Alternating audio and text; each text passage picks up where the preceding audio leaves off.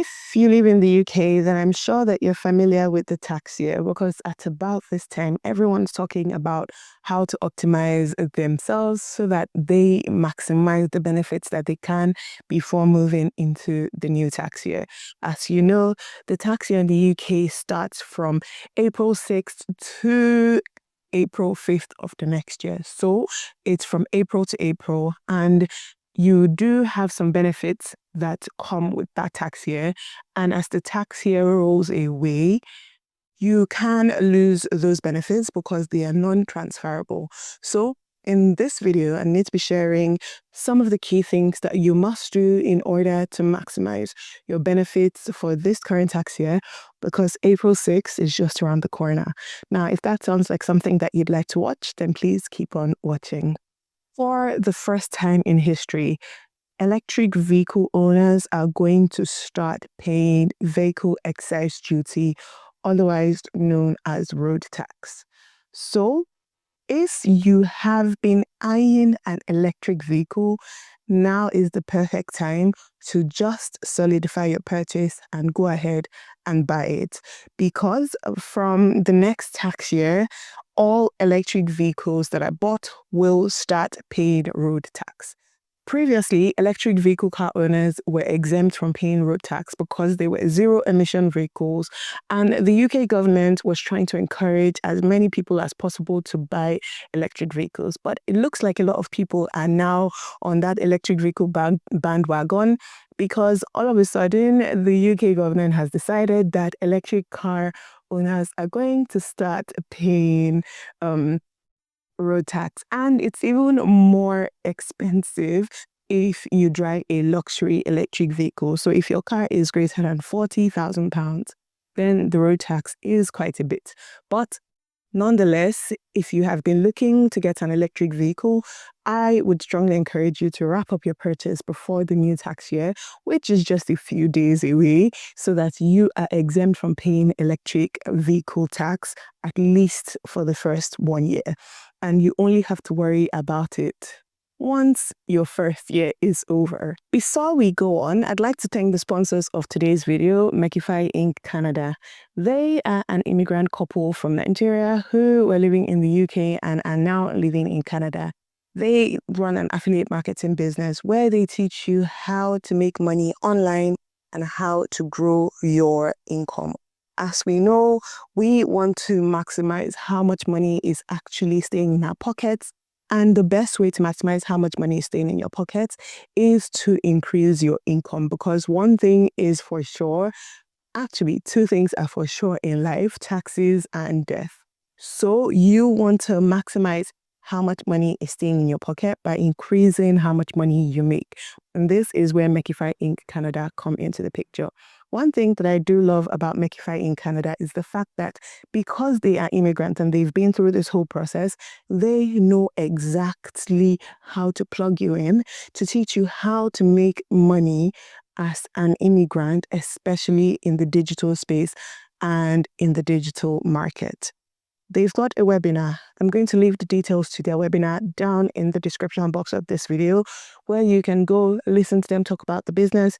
And if you're interested, you can then sign up to learn more about the business. They will put you through coaching, teaching you exactly all you need to succeed in the digital space, and mentorship.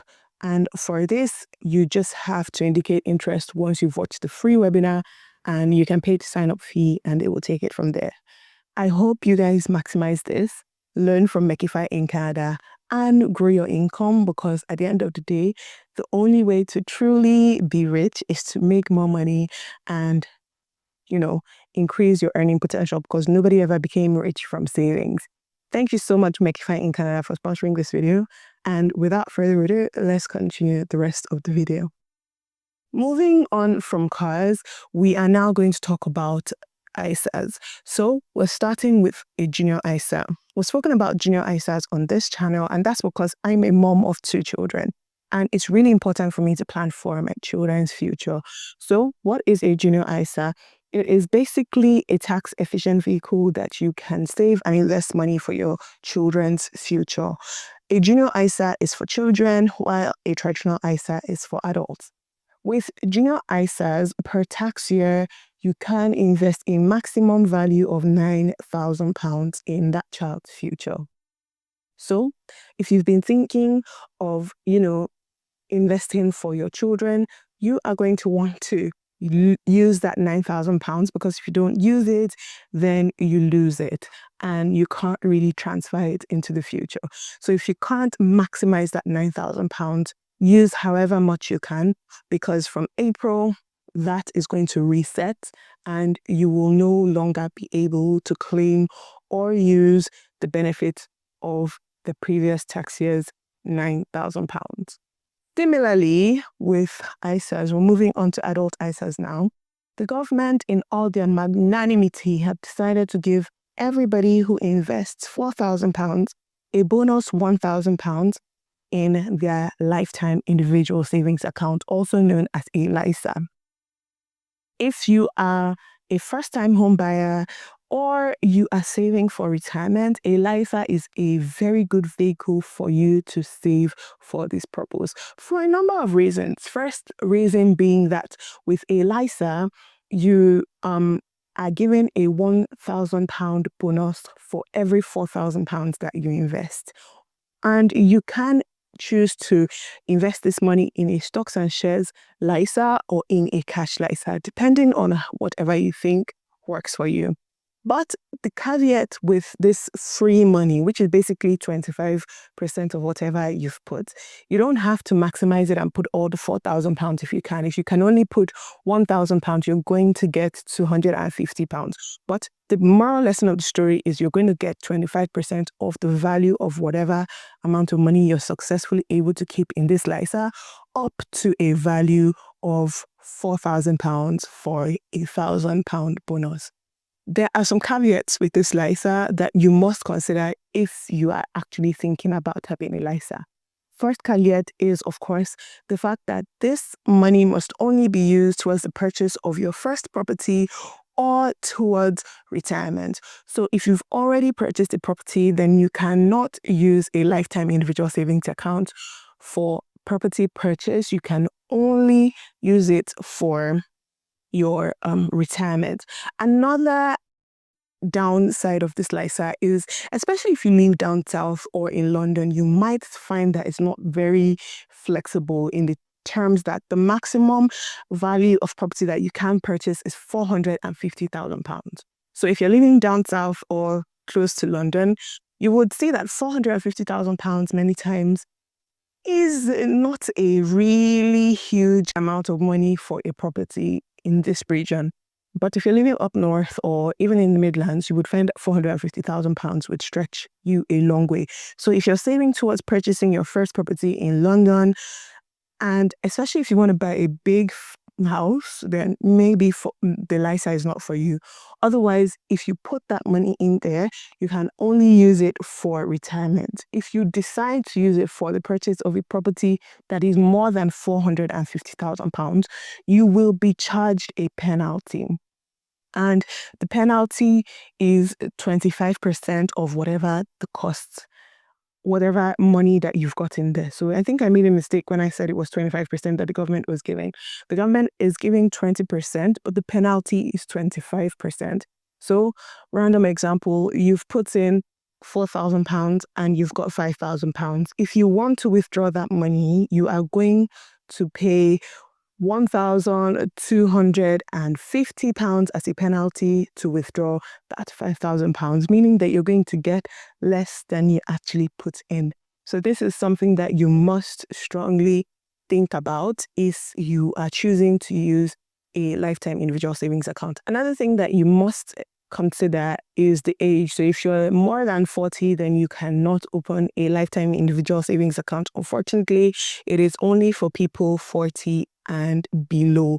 So these are some of the things that you must strongly consider before deciding to put your money in a lifetime individual savings account to get that free £1,000. Also, with ISAs, we are talking about stocks and shares ISAs or cash ISAs. The thing is, you can invest or put in an ISA a maximum value of £20,000 per tax year. And that £4,000 in the lifestyle is included in that £20,000. So let's assume you've maxed out your LISA and you've put £4,000. You've got £16,000 that you can invest to get tax-free money, returns, capital gains, this, that, and the third, and you don't have to pay anything at all when you are withdrawing this money. As opposed to traditional and general investment accounts, you would need to pay taxes when you are withdrawing your profits if you exceed your allowance. The last but not the least thing that you must do before the tax year runs out is to maximize your gifting allowance. Now, you can gift up to £3,000 per annum without having to pay inheritance tax on these gifts. I know that we all hate the concept of inheritance tax, but it is a thing, sadly. So if you have got a huge estate and, you're planning to, gift them to whoever, now is a great time to actually give that gift. So you and your partner can maximize this gifting allowance and you can gift up to £6,000 per annum without paying inheritance tax on these gifts. So, for example, things like weddings or, preparing your will or whatever, you can begin to give this monies away. And you can actually claim back up to 1 year in arrears. So that means that technically you and your partner can gift up to £12,000 before the end of this tax year. Anyways, guys, that is it for this video. I really do hope you learned a thing or two and you found the video helpful. Thank you guys so much for watching. I cannot wait to see you guys in my next video. If you guys would like to learn more about junior ISAs, please watch this video on the screen and it will tell you all you need to know about junior ISAs and how to begin. Thank you so much for watching and I'll catch you guys in my next video. Bye, guys.